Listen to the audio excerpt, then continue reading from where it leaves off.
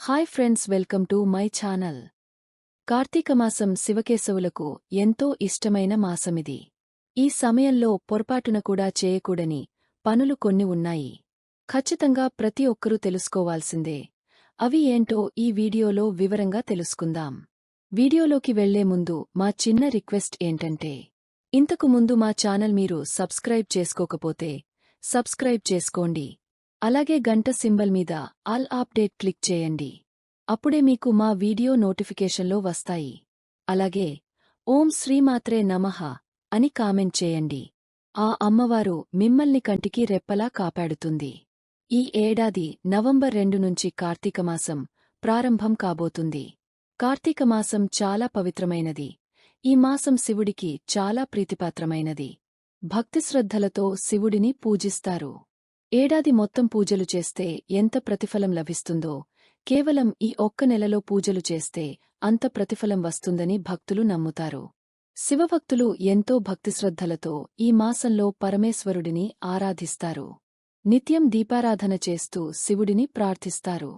కార్తీకమాసం అంతా ఏ ఇల్లు చూసినా ధూపదీపాలతో ఆధ్యాత్మిక శోభను సంతరించుకుని కనిపిస్తుంది. తెల్లవారుజామున నిద్రలేచి చన్నీటి స్నానం ఆచరించడం ఈ మాసంలో ప్రత్యేకంగా ఆచరించే ఒక సంప్రదాయం.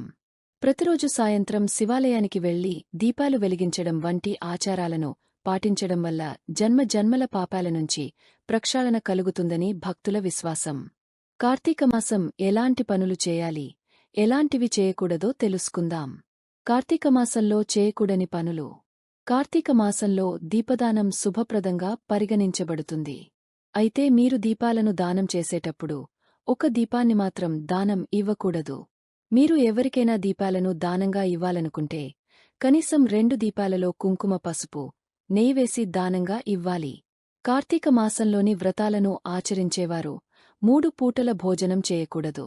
కేవలం ఒకసారి మాత్రమే భోజనం చేయాలి.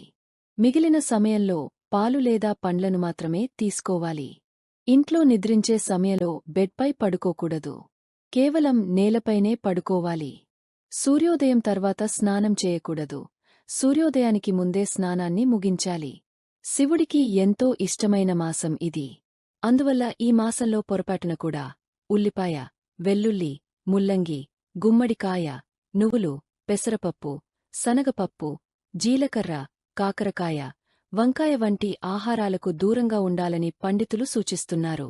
ఇతరులపై కోపగించుకోవడం, ఈర్ష్యతో ఉండకూడదు. అలాగే ఈ మాసంలో ఆలస్యంగా నిద్రలేవకూడదు. ఉదయం తొందరగా నిద్రలేచి శివుడిని పూజించాలని పండితులు చెబుతున్నారు. ఇంట్లో ఎవరైనా కార్తీకమాసం పూజలు చేస్తుంటే బయటకు వెళ్లి తినిరావడం వంటి పనులు కూడా చేయకూడదు. కుటుంబం మొత్తం ఈ నెల రోజులు సాత్విక ఆహారం మాత్రమే తీసుకోవాలి. తామసిక ఆహారాన్ని దూరం పెట్టాలి. మాంసాహారంతో పాటు మద్యం కూడా సేవించరాదు. దేవుడిమీద భారం వేసి నియమాలు అనుసరించాలి. అలాగే ప్రదోషకాలంలో నిద్రపోరాదు. సాధారణంగానే సాయంత్రం వేళ ఇంట్లో ఎవరైనా నిద్రపోతుంటే పెద్దలు ఈ సమయంలో పడుకోకూడదని చెప్తారు. మరి ముఖ్యంగా కార్తీక మాసంలో సాయంత్రం పూట నిద్రపోకుండా శివార్చన చేయడం ఉత్తమం.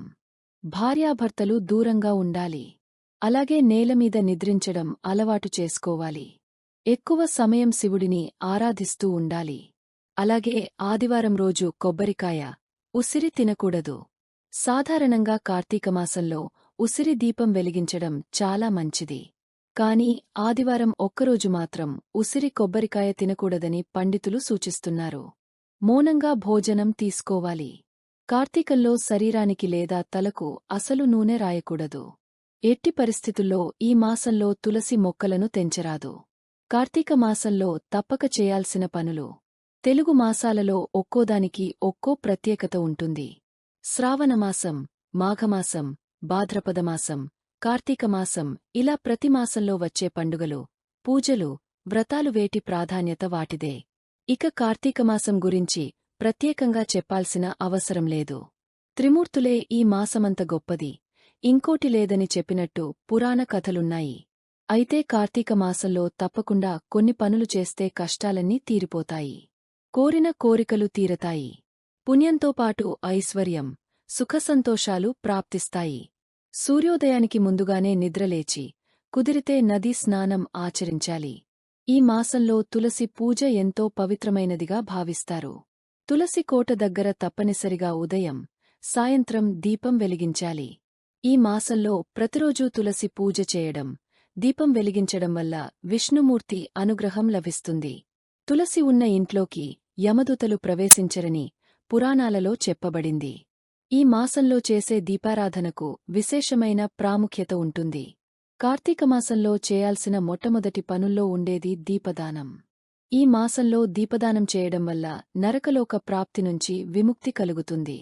కార్తీకమాసంలో గంగా, యమున వంటి పుణ్యనదులలో స్నానం ఎంతో పుణ్యప్రదం. ఈ మాసంలో నదీ స్నానం చేయడం వల్ల రోగాల నుంచి ఉపశమనం పొందుతారు.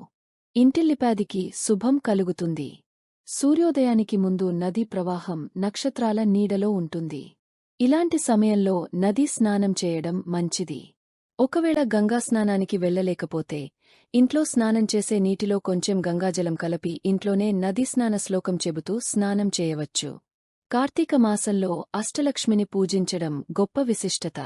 అపారమైన సంపద, సంతానం, కీర్తి కోసం కార్తీక మాసంలోని ప్రతి శుక్రవారం అష్టలక్ష్మిని పూజించాలి.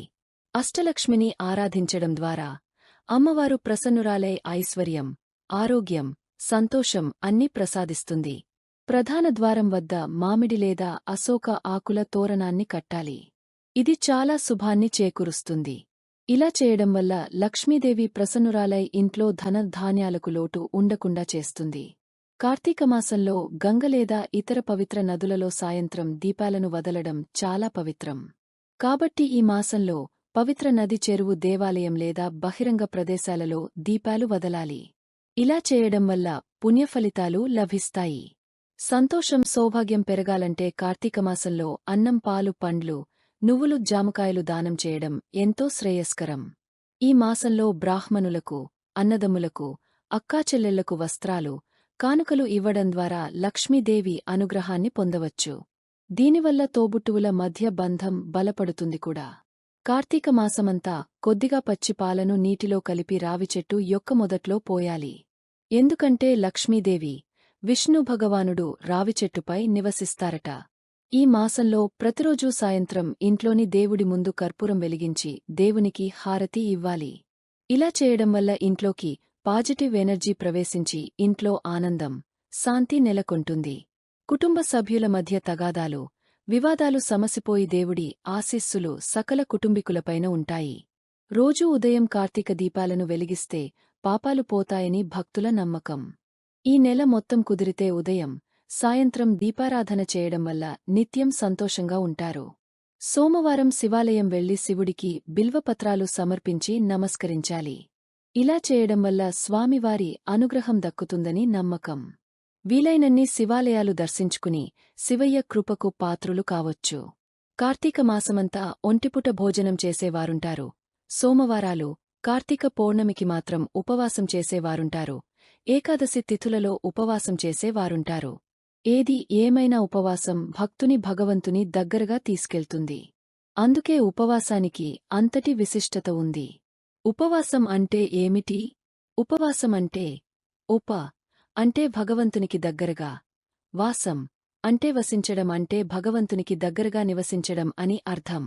ఉపవాసం అంటే మనం ప్రతినిత్యం చేసే పనులను యథావిధిగా చేసుకుంటూనే మనసును మాత్రం దైవం పట్ల లగ్నం చేయడాన్ని ఉపవాసం అంటారు.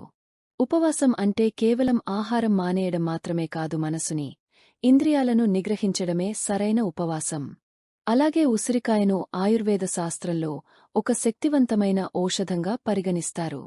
ఆధ్యాత్మికపరంగా కూడా ఉసిరికాయకు ఎంతో ప్రాధాన్యత ఉంది. ఉసిరికాయ చెట్టును లక్ష్మీ పరమేశ్వరుడు, విష్ణువులకు ప్రతీకగా భావిస్తారు.